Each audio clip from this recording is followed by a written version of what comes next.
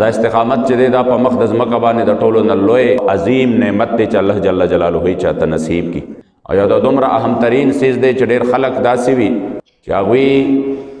د دې عظیم جوهر او د دې عظیم نعمت نه محروم وي. نو بعضې پې د سختۍ حالت راشي نو په سختۍ کې ګډې وډې شروع کړي، د الله نه ګیلې شروع کړي، خدای زه دې لیدلی یم په دې دومره مخلوق کې، او دا داسې دي او دا داسې دي. او ځینې خلک داسې چې په هغې باندې خوشحالي راشي، عام حالاتو کې ټیک وي چې خوشحالي پې راشي نو بیا په هغه خوشحالۍ کې د دین هغه کومه لمن چې د هغه پرېږدي یو بل طرف ته لاړ شي. زه خیر دی دا خو واده دی، نو که په دې کې مونږ دا ډنګ ډونګ وکړو نو څه چل به وشي، خو یوه ورځ ده. استقامت دې ته وایي چې داسې نه ده چې په هر حال کې هر حال وي په تا باندې او په هر حال کې خپل ځان الله ته وسپارې، دین ته وسپارې. دغه استقامت دی او دا د ټولو نه لوی کرامت دی.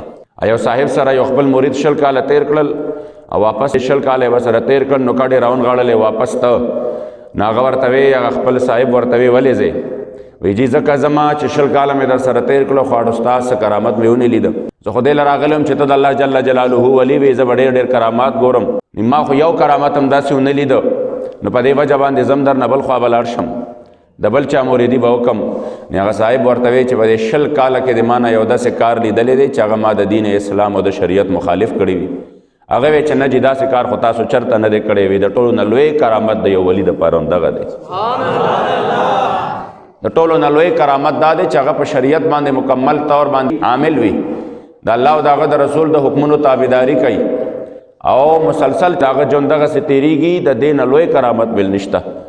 ځکه به صوفیاو فرمایل چې الاستقامت خیر من 1000 کرامت. دا استقامت چې دی نو دا د زرو کراماتو نه بهتر دی. او یا د صوفیاو دا قولم دی چې الاستقامت هو الکرامه. همدغه استقامت چې دی همدا کرامت دی، بل څه نه دي. که ته چا بزرګي ګورې، د چا برتري ګورې، بل څه باندې مه ګوره، وګوره چې دی په دین باندې په کم حال کې څنګه ولاړ دی. سختۍ او تکلیف پې راشي بیا حالت څنګه دی، په خوشحالۍ کې وي بیا څنګه دی، بیمار وي بیا څنګه دی، صحتمند وي بیا څنګه دی، پیسې ورسره وي بیا څنګه دی، نه ورسره بیا څنګه دی. روب او تکلیف پې راشي، د یو ځای نه پې سختی راشي، هغه روب په وخت کې د الله د دین رسۍ پرېږدي که نه بیا هم نیولي. والله العظیم مونږ به چې د باباجي ژوند ته کتل نو د استقامت یو غر به، که په سفر کې به دې کته، که په حضر کې به دې کته، که هغه مبارک به دې د یو ظالم جابر په وړاندې کته او که د یو فقیر په وړاندې به دې کته. الله جل جلاله علی یو داسې شان ورکړی او یو داسې مستقیم فی الدین. نو که د ولایت د ټولو نه لوی معیار دغه دی، نو والله العظیم زمونږ الحمدلله په دې باندې زړه ښه دی چې د الله د یو لوی کامل ولی سره زموږ صحبت شوی. او دغه عزتمندو په دنیا کې د ټولو نه لوی جوهر دی، په دنیا کې د ټولو نه لوی طاقت دی چې انسان سره وي او د الله جل جلاله رضا پې حاصلېږي. نن سبا عزتمندو که مونږ او تاسو وګورو کمې د دغه څیز دی. حالان کې یو انساني اسم ورسره ني، د هغه حالات جدا وي چې معمولی ورسره پیسې راشي نو بیا د دین متین سره ټوکې شروع کړي، بیا خپې په ځمکه باندې نه لګي، بیا عجیبه غوندې غرور پکې راشي، تکبر پکې راشي. ولې چې 2 روپۍ ورسره راشي او چې کله نه وي چې ګورې بیا شپه ورځ په جومات کې ناستې وظیفې کوي، شپه ورځ دغلته ناستې دعاګانې کوي. یاره جي بس داسې حالات دي. او چې معمولی روپۍ راغله بیا ته هیر دي دا چې هغه ما د الله نه غوښتې وې او د الله جل جلاله یو در داسې شته چې په هر دم ورته انسان محتاج دی. عزتمندو د ټولو نه لوی کمې په معاشره کې هغه د دغه څیز دی. حالان کې مونږ چې کوم اسلافو زندگی کتلې ده هغه د استقامت داسې غرونه چې دنیا به یو طرف نه بل طرف ته شوه، هغه به د دین متین نه چا یو انچ مخوا دېخوا کولی نه شو. تکلیف به راغې، سختی به راغله، مصیبت به راغې.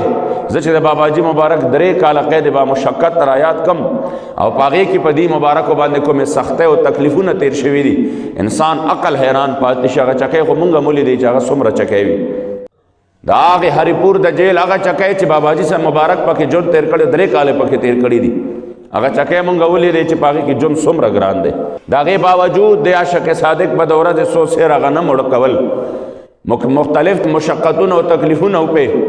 خو بیا چې کله به د حضور د دین خبره راغله نو استقامت پکې دومره و چې د اتوار په ورځ باندې به جیلر راته، جیل ته به راته او بیا به جیلرانو ته وی چې کله دی راشي هغه انګریز 1930 خبرې پاکستان آزادېدو نه وړاندې چې کم د هریپور قیدیانو د باباجي صاحب مبارک سره نو هغې ته به یې په دغې کم ګاډ ته به چې هغه رادن نه شو نو قیدیانو ته به یې ویې چې تاسو به زمونږ دغې چې کم زمونږ سوپرډنټ صاحب دی ده ته به تاسو سلوټ کوئ نو د هغې په وجه باندې مونږ به ستاسو لاسونو نه اتکړی او خپو نه بیړۍ پرانیزو دواړو ته به لګېدلې وې دا به پرانیزو به ده ته به سلوټ کوئ د هغې په انعام کې به بیا ټوله ورځ کولو ګرځېږئ بیا به تاسو باندې څه دک درد نی په دې وجه باندې چې مونږ خو بند یو بیا به دا یوه ورځ تاسو کولو ګرځېدی شئ چا چې جیل کې ورځې تېرې کړي دي هغې ته پته ده چې په جیل کې کولو ګرځېدل څومره لوی نعمت دی کولو ګرځېدل څومره لوی نعمت دی چې انسان په جیل کې کولو ګرځي را ګرځي نو بیا هم دومره نه محسوسېږي خو چې یو ځای کې مکمل بند کړي چې دې چکۍ کې به بند دی دې نه به بهر ته نه وځي دا بیا ډېر سخت دي باباجي مبارک به په دکه ورځ باندې هم چې د اتوار ورځ به شوه قیدیان به خوشحاله او زر زر به وي زمونږ هتکړی پرانیځئ مونږ به سلوټ کوو مگر یو عاشق د حضور علیه السلام مبارک د دین دغه عظیم مجاهد به بیا هم په خپله چکۍ کې په زنځیرونو کې بند پروت و خپلو ملګرو ورته وی باباجي صاحب دا تاسو ځان سره زیاتې کوئ دا تاسو څه کوئ یوه ورځ یې ستاسو د خپې د کلاولو دپاره او هغه هم تاسو ضایع کوئ په کار خدا وه خو څه چلو شو یو سلوټ دی ورته به وکړو بیا به ټوله ورځ کولو ګرځېږو وی باباجي مبارک جلال کې راغې ورته وفرمایل چې دا خو زما صرف 3 کاله قید با مشقت دی چې والله العظیم که دا زما 3 کاله نه دا ټول عمر دلته کې سبا شي دا ټول عمر زما دلته کې تیر شي نو هغه عمر به تیر شي مگر د الله د دین دشمن دی پیرنګي ته به زما لاس چلوچت نشي دا عزتمندو الله کریم جل جلاله دغه اسلاف الغیرت هم ورکړی استقامت هم ورکړی دا نه وه چې 2 روپۍ ورسره رالی نو بیا نظر نه لګېده دا نه وه چې خوشحالي وه